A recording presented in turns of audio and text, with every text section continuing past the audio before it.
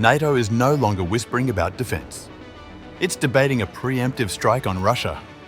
Hybrid attacks, sabotage cables, drones over Europe. If deterrence now means striking first, are we witnessing the moment war stops being unthinkable?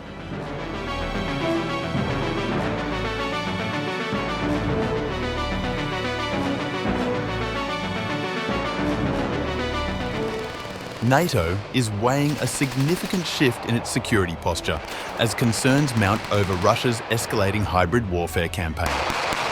Alliance officials say they are now considering far more proactive measures, including what some describe as a possible pre-emptive strike against Russian targets in response to a sharp increase in cyberattacks, sabotage operations, and airspace violations across Europe.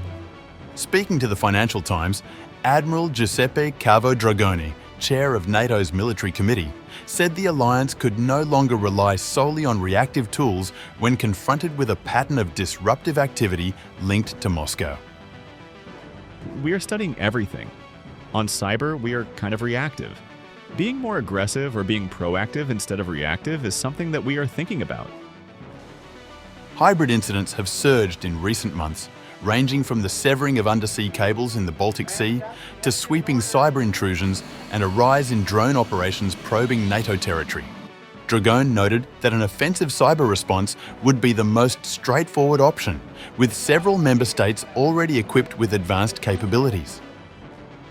It is further away from our normal way of thinking and behavior.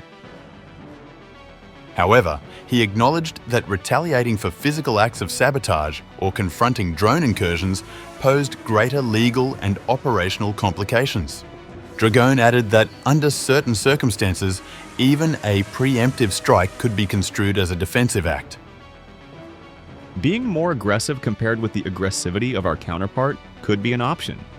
The issues are legal framework, jurisdictional framework. Who is going to do this? Pressure for a tougher stance has been growing, particularly from Eastern European allies who warn that the cost of remaining reactive is becoming unsustainable. If all we do is continue being reactive, we just invite Russia to keep trying, keep hurting us. Hybrid warfare is asymmetric. It costs them little and us a lot. We need to be more inventive. Despite these concerns, NATO officials say certain defensive measures are proving effective. The Alliance's Baltic Sentry mission, a joint maritime and aerial patrol program designed to protect critical underwater infrastructure, has thwarted further attempts to damage cables in the Baltic Sea. The earlier incidents, recorded in 2023 and 2024, were linked to Russia's so-called shadow fleet used to circumvent Western sanctions. Hailing the Sentry, Dragon said, "From the beginning of Baltic Sentry, nothing has happened. This means the deterrence is working."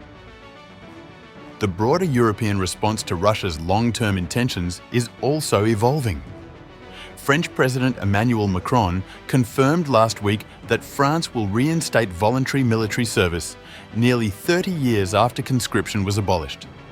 The announcement followed a stark warning from France's Armed Forces Chief of Staff, General Fabien Mandin, who said the country must be prepared to lose its children, stressing that Russia is preparing for a potential confrontation with Western nations by 2030.